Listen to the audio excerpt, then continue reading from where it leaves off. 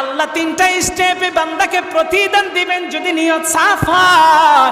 আরে দুনিয়ার মানুষ, অনেক মানুষের অভিযোগ, আমরা দোয়া করি আল্লাহর কাছে, কান্নাকাটি রুনাজারি করি, কারণ নবীজি তো বলছে কোন বান্দা যদি চোখের পানিগুলো ঝরায়, এই চোখের পানিটা নাকের ঢোকার আসার পূর্বে পূর্বে আমার আল্লাহ তাআলা তার দোয়াটাকে কবুল করে নেয়।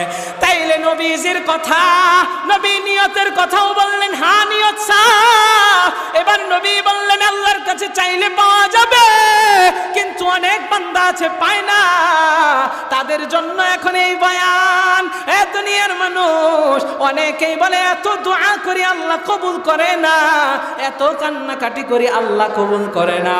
আমরা অনেকেই জানি না আল্লাহ তাআলা তিনটা স্টেপে বান্দাকে প্রতিদান দেয়। এরে দুনিয়ার মানুষ, একটু দিলের কান লাগায়া কথাগুলো শুনবেন। আল্লাহ তাআলা এক নম্বরে প্রতিদান কোন সময় দেয়?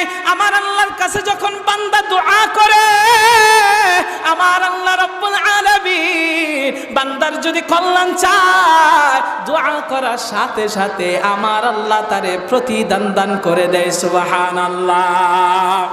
এরে দুনিয়ার মানুষ, আল্লাহ এক নম্বরে প্রতিদান দিবেন, আপনার কল্যাণ মনে করলে সাথে সাথে আপনি পেয়ে যাবেন। এবার আসেন দুই নাম্বার স্টেপ। এরে দুনিয়ার মানুষ, দুই নাম্বার স্টেপ হলো আল্লাহর কাছে আপনি নিয়তটারে খালেস কইরা চাইলেন, আমার আল্লাহ রাব্বুল আলামিন আপনার কল্যাণ মনে করলে আল্লাহ 1 বছর পরেও প্রতিদান দিতে পারে, 2 বছর পরেও দিতে পারে, 10 বছর পরেও দিতে পারেন, 20 বছর পরেও দিতে পারেন। মৃত্যুর আগে আগে আমার আল্লাহ যে কোনো দিন আপনাকে প্রতিদান দিয়ে দিবেন। সুবহানাল্লাহ। বলেন তো দেখি, আমার আপনার কল্যাণের খবর জানেন কে? ও দুনিয়ার মানুষ, মুসলমানের মতো, পুরুষের মতো আওয়াজ দেয়া বললেন না কে? আল্লাহ তাআলা আপনার আমার কল্যাণের কথা জানেন। আল্লাহ তাআলা বান্দা দোয়া করলে ফেরত দেন না। অনেকেই যে বলেন দোয়া কবুল হয় না, না না না, প্রত্যেকটা দোয়াই আল্লাহর কাছে কবুল হয়, কিন্তু আল্লাহ প্রতিদানটা 3টা সিস্টেমে দেন। আল্লাহ যার কল্যাণ মনে করেন 1 নম্বরের সাথে সাথে পেয়ে যায়। 2 নম্বরে আল্লাহ তাআলা মৃত্যুর আগে যে কোনো সময় দিতে পারেন। 3 নম্বর স্টেপটা আল্লাহ তাআলা রেখে দেন কিয়ামতের জন্য।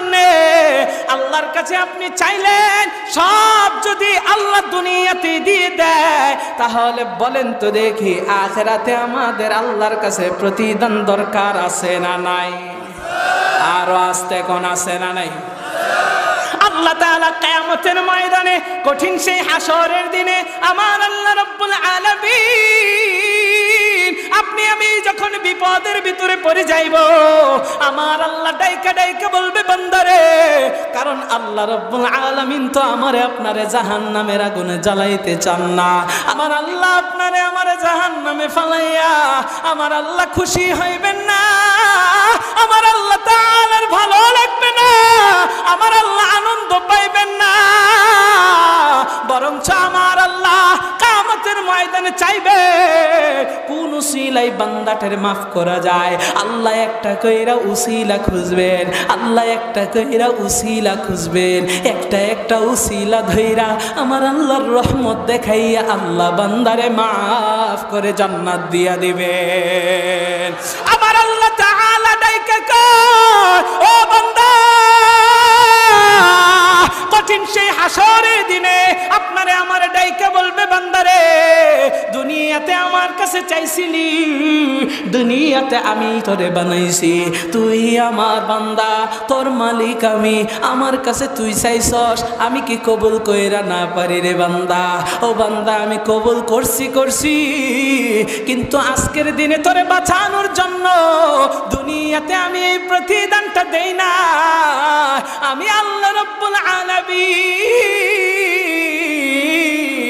এ হাসরের ময়দানে তোরে মাফ করে করার জন্য, তোরে জান্নাত দান করার জন্য। এই প্রতিদানটা দুনিয়াতে না দিয়া আমি আল্লাহ তোর জন্য রাইখা দিছি। ও বান্দা, যা যা যা, এই প্রতিদান 3 নাম্বার প্রতিদানটা আমি আল্লাহ তাআলা তোরে দিয়া তোর জন্য জান্নাতের রাস্তা খুইলা দিলাম।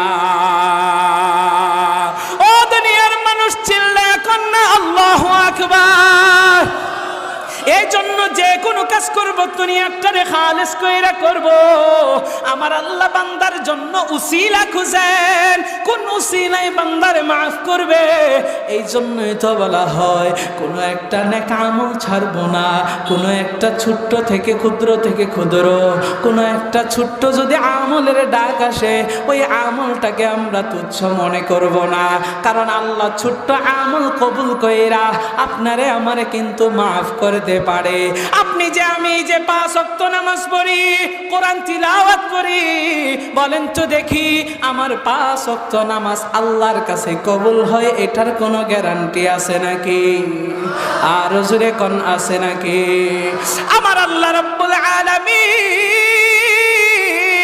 নামাজও পড়ে না, রোজাও রাখে না, এমন ব্যক্তিরে আল্লাহ উসিলা দইরা দইরা মাফ করবেন।